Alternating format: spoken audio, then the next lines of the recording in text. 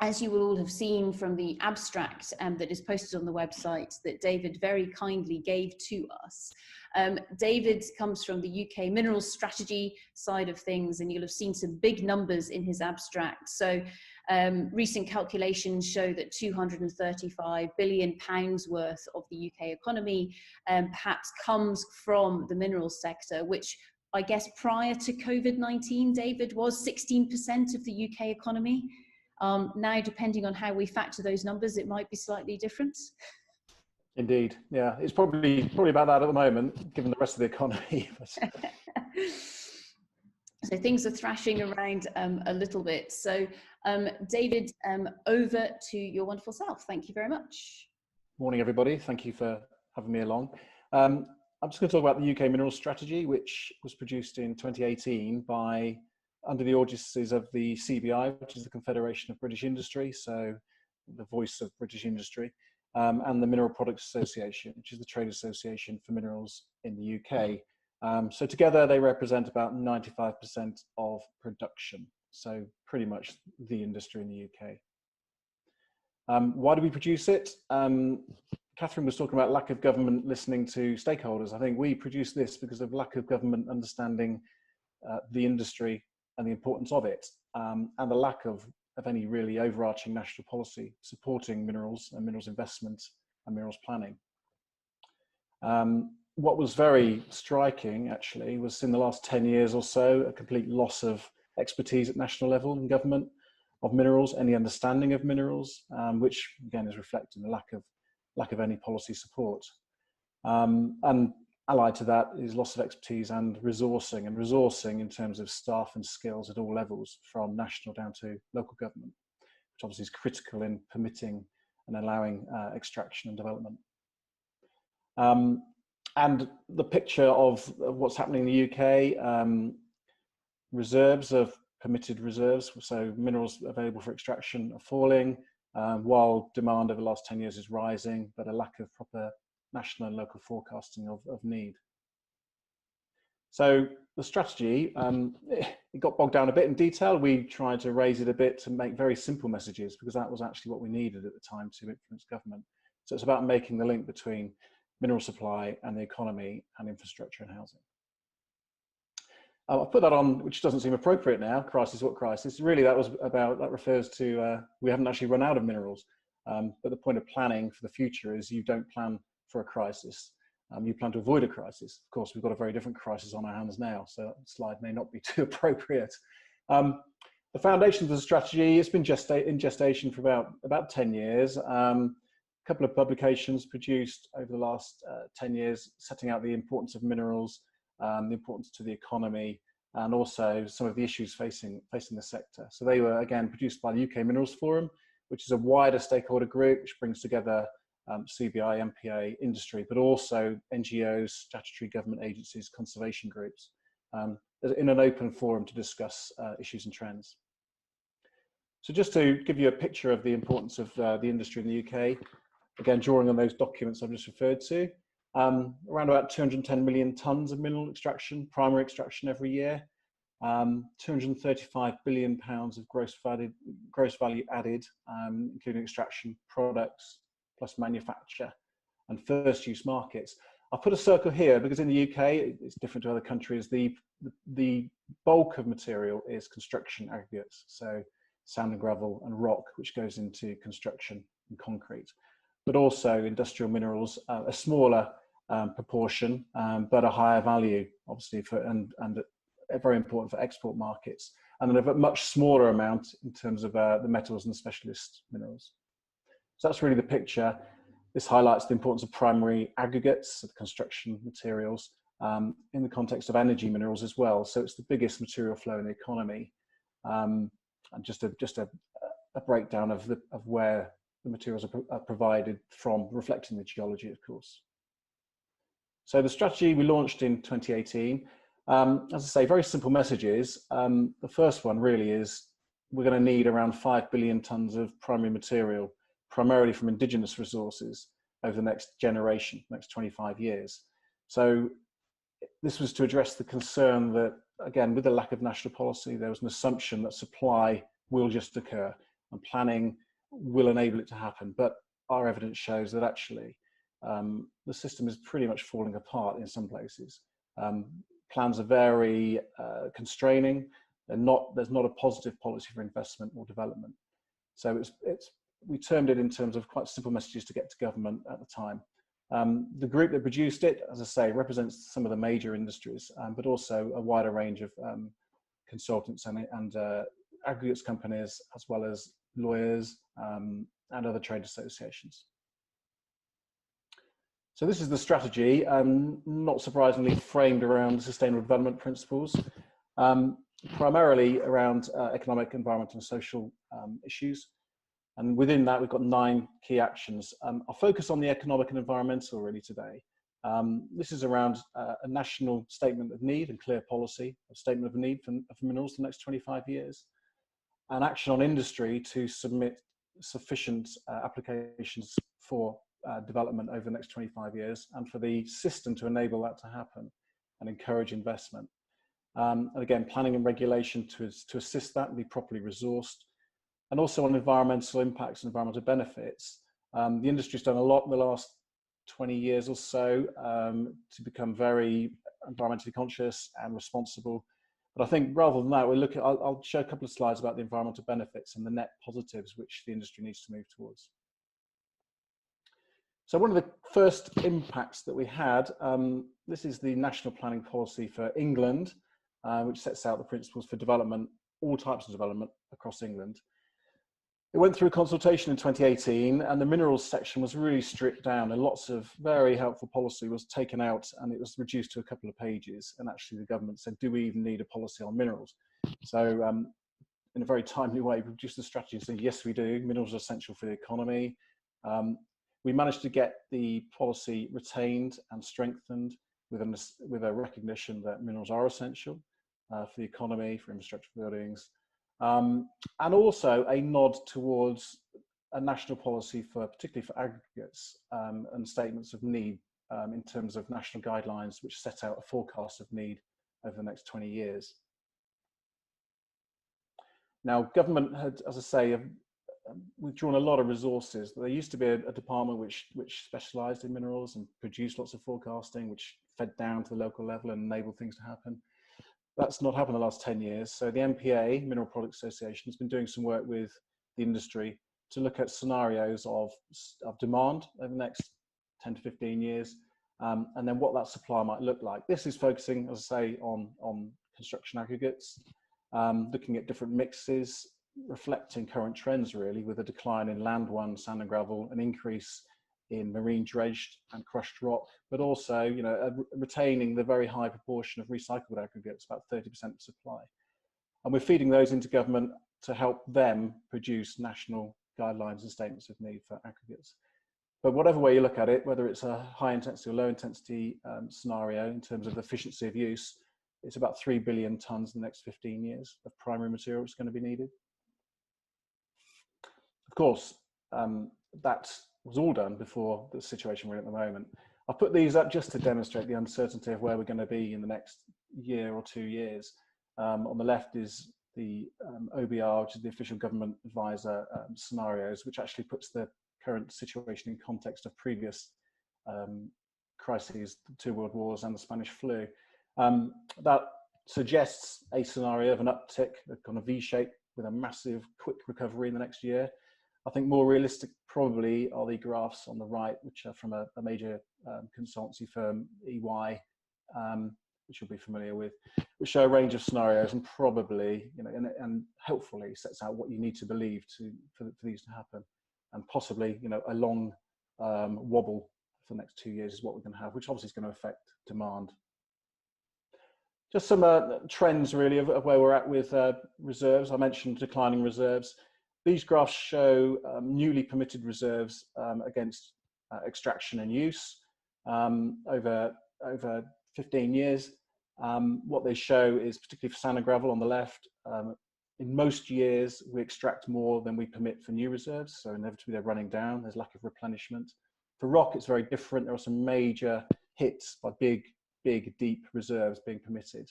But again, the general picture is a lack of replenishment. both of those are below 100%. So we are running down reserves, shown in this graph. So we're not at crisis point yet, particularly for rock. We've got a very healthy land bank in the UK, but for sand and gravel, it's around about 8 years if you look at the national level. So the permission of new reserves is a key issue for the industry, which inevitably is going to feed through into the economy and for construction. Just finally on some net positive things and good news stories. There's legislation going through the UK government at the moment called the Environment Bill, which includes a proposal to mandate a minimum 10% increase in biodiversity value post-development to pre-development. Now, it's not aimed at minerals, it's aimed at housing and infrastructure primarily, but it will affect minerals. Now, minerals have got a long track record in the UK of delivering net benefits for biodiversity and other ecosystem services. I'm just going to show an example here of a typical sand and gravel site, so primarily arable farmland with a bit of some marginal hedgerows and ditches. If you move on to post-development, obviously you have a mosaic of wetland, grassland and woodland and a clear net gain in biodiversity. Some work that Tarmac have been doing with the university tried to use the government metric to demonstrate different ways of applying this to minerals, because obviously minerals are temporary. You can deliver net gain over the life of the development, but with a massive net gain at the end when you're restoring a site, particularly if you're restoring to wildlife.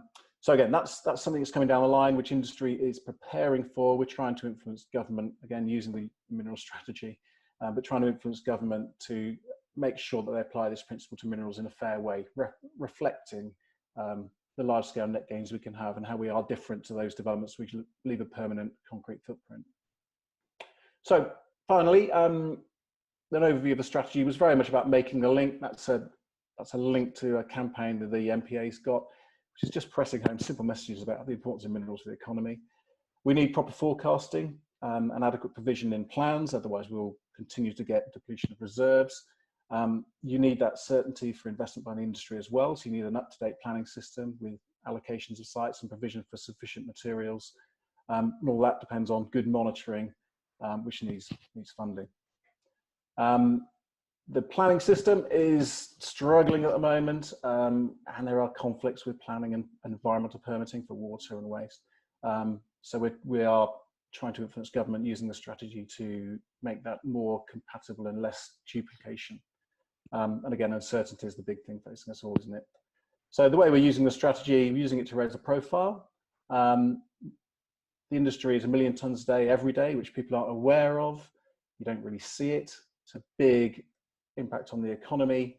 We're using the strategy as a reference point rather than setting up working groups and everything else. It's really there as a point that we can refer to and use to influence government, supporting national policy and local delivery. So thank you very much. Thank you very, very much, David, for sharing that with us. And we do have a number of questions that are coming in, if we can keep you for a little bit longer on your time. So just with regards to this, so when we're talking about the amount of rock that is available, when we're talking about the UK mineral strategy, we're just talking about the UK, is that correct? We're not talking about what we have access to overseas? That's right, yeah, because as I showed, I mean, the most of our use of materials in terms of tonnage and volume is indigenous materials. So it's really trying to address the supply of indigenous material and make sure the system works in the UK, rather than looking at, it doesn't go into detail in terms of security of supply for overseas materials, no. So does that mean that we're then constraining it to things more like the aggregates, etc., that we have access to, whereas, you know, within the UK, we don't have a large copper or cobalt mine or lots of nickel, etc. So all of those base metals, precious metals, for example. There is, under the economic action under those themes that I showed, I mean, there is an action around securing supply, ensuring there's security of supply from overseas, but we don't go into a lot of detail on that. It's really a nod to, you know, obviously that's important, but actually the primary focus, given the tonnage and the importance of the rest of it, is actually on sorting out the UK system, which is what we've got more influence over. Mm-hmm. Saying that, we do liaise with the business department in terms of, you know, overseas trade and ensuring that that's continuing. There's an awareness of where the material comes from, because again, that's lacking. But that's about it at the moment. Yeah. Okay, that's cool. So with regards to that, and I think it builds actually really nicely on some of the discussion we've been having earlier this morning around reporting of resources and reserves, etc. And the interesting word that you use that I don't think I have heard elsewhere within the sector is that of replenishment. Because how can you replenish something that is non-renewable? And unless you get the circular economy working in a way that would make the likes of Nick Billam truly delighted, how can you truly replenish something that is non-renewable? Yeah, so it's terms, isn't it? It's so reserve in planning terms means something with permission to extract. Mm-hmm. So resource is the stuff in the ground, which is the finite material, even though there's a lot of it. So when I talk about replenishment, it's replenishment of reserves. So it's the tonnage that's permitted for extraction. And so with that, because again, there's been a lot of conversation around most of the governance codes with regards to those resources and those reserves are becoming more robust, for example, with regards to environment, social governance, etc. aspects. And so therefore, the amount of rock that can be truly discerned to be a reserve is perhaps shrinking, and quite rightly so, especially in a country such as the UK, where we've got a huge population.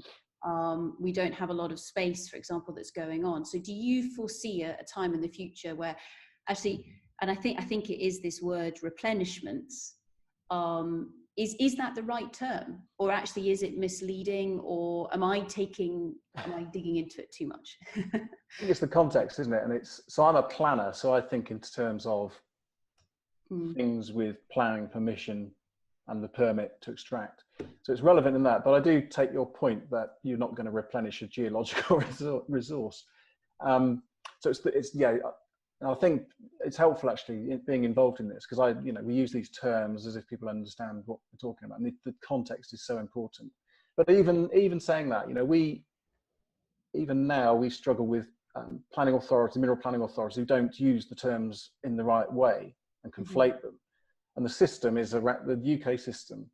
It's called the Managed Aggregate Supply System for aggregates. It's based on land banks of permitted reserves, which enables you to have a steady supply and tries to reflect the time it takes to get new permissions for new reserves.